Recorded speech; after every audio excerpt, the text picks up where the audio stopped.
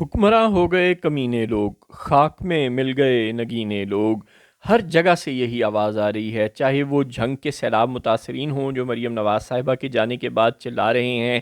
کہ سب ایک ٹوپی ڈرامے کے طور پر ایک کیمپ لگایا گیا تھا اور ان کے جاتے ہی اکھاڑ دیا گیا، اور بہت جانب سے چیک کرنے کی کوشش کی کہ کیا وہ کوئی فیک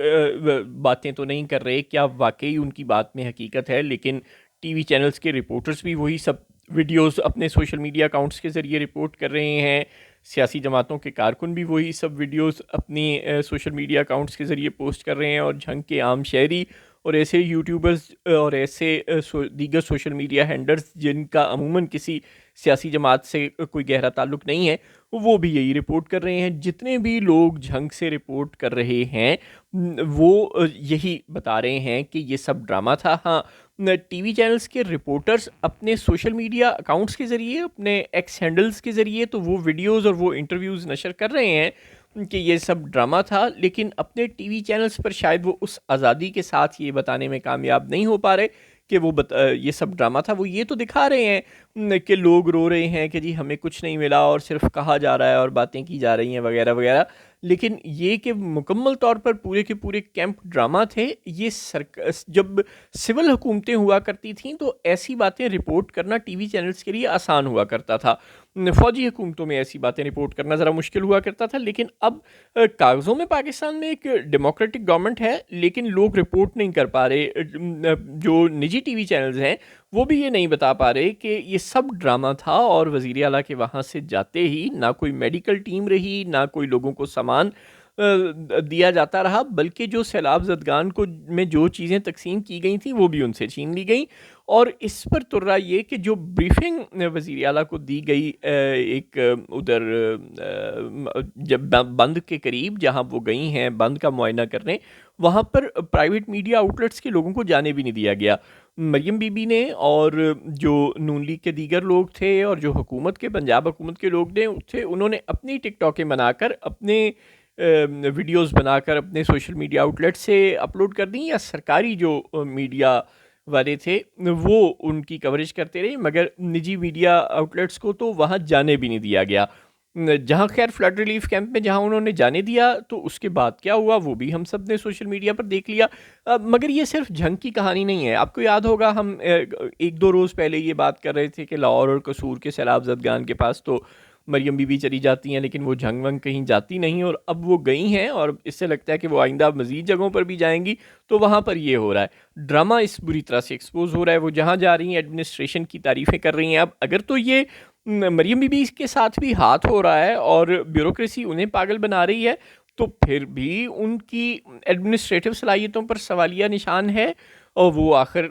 خود 3 دفعہ کی وزیر اعلیٰ نہ صحیح لیکن 3-4 دفعہ کے وزیر اعلیٰ اور وزیر اعظم کی وہ بیٹی ہیں، اور 3-4 دفعہ کے وزیر اعلیٰ اور وزیر اعظم کی وہ بھتیجی ہیں، اور ایک آدھ دفعہ کے وزیر اعلیٰ کی تو وہ کزن بھی ہیں۔ تو گھر میں اتنے سارے وزیر اعلیٰ اور وزیر اعظم ہونے کے باوجود بھی وہ اگر نہیں سمجھ سکیں کہ بیوروکریسی کس طرح سے کام کرتی ہے اور کس طرح سے حکمرانوں کو پاگل بنانے میں مہارت رکھتی ہے، وہ ہر جگہ تعریفیں کرتی نہیں تھک رہی کہ شاباش آپ لوگ بہت اچھے ہیں، آپ کو انعام دیں گے، آپ کو یہ کریں گے، اور وہاں یہ ہو رہا ہے سیلاب متاثرین کے ساتھ۔ اب اگر مریم بی بی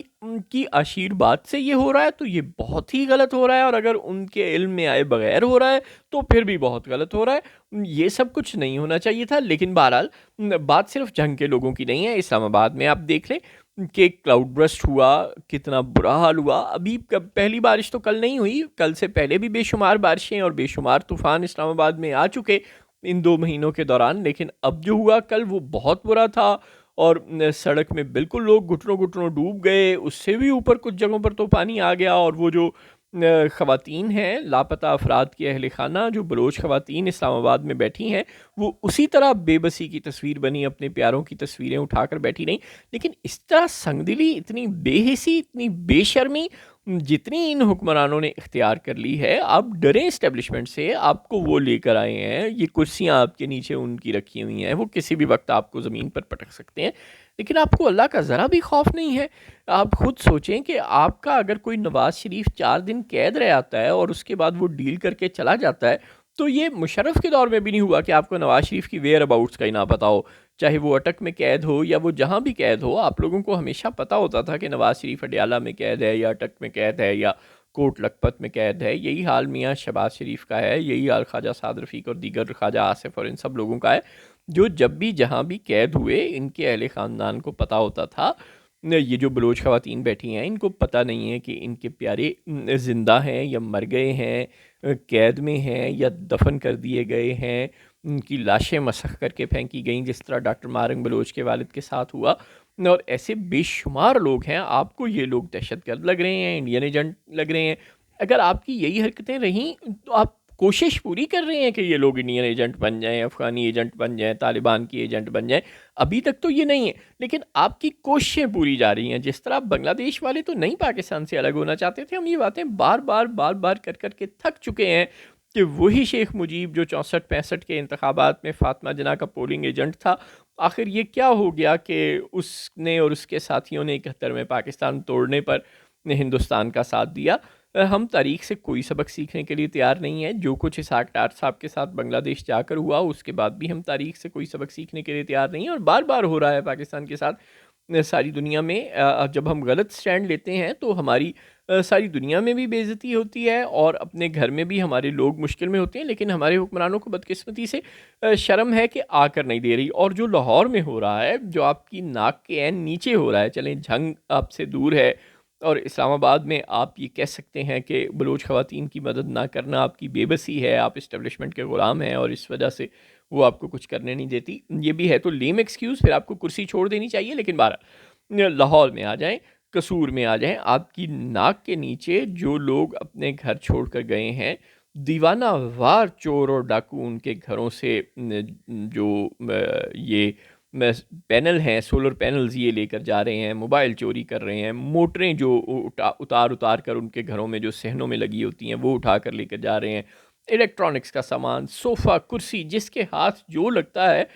سیلاب کے پانیوں نے لوگوں کو اپنے گھر بار چھوڑ کر خیموں میں پناہ لینے پر مجبور کر دیا. الخدمت فاؤنڈیشن کے بھلا ہو، چاہے وہ ان کے کیمپ ہوں یا سرکار کے ہوں یا جس کسی کے بھی ہوں،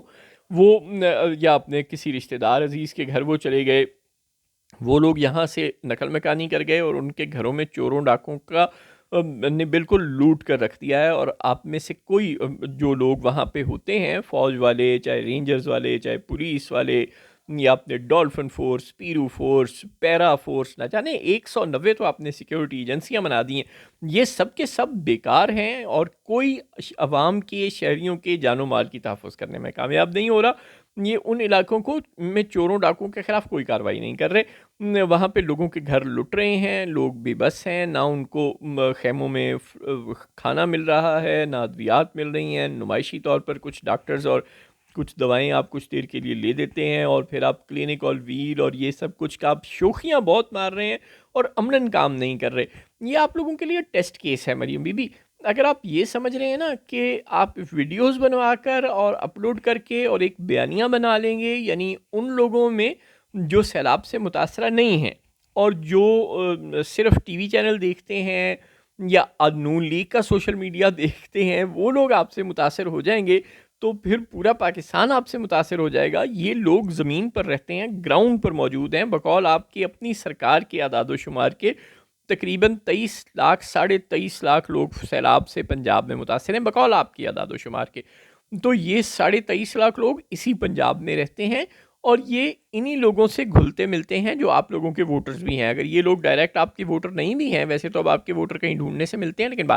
فرض کریں کہ یہ آپ کے ووٹر نہیں ہیں اور کوئی اور لوگ آپ کے ووٹر ہیں،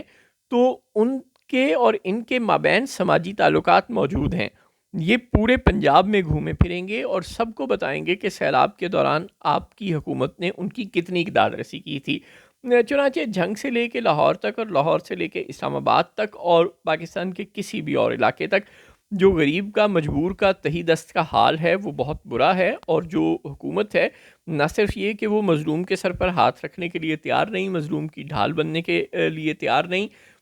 بلکہ وہ الٹا لوگوں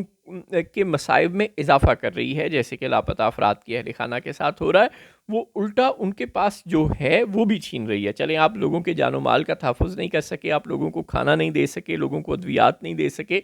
لوگوں کو رہنے کی جگہ نہیں دے سکے، یہ آپ کی نااہلی ہے، بیڈ گورننس ہے، بے وقوفی ہے، حماقت ہے. لیکن وہ لوگ جن کو اللہ نے ان کے پیارے دیے تھے اور آپ نے ان سے وہ چھینے ہیں، آپ کو سمجھ ہی نہیں آ رہی کہ آپ اس دنیا میں بھی رسوا ہوں گے اور اگلی دنیا میں بھی رسوا ہوں گے، اور آپ اپنے ہاتھ سے اپنے لیے یہ رسوائی کے سامان تیار کر رہے ہیں اور آپ کو بالکل سمجھ نہیں آ رہی کہ آپ کیا کر رہے ہیں.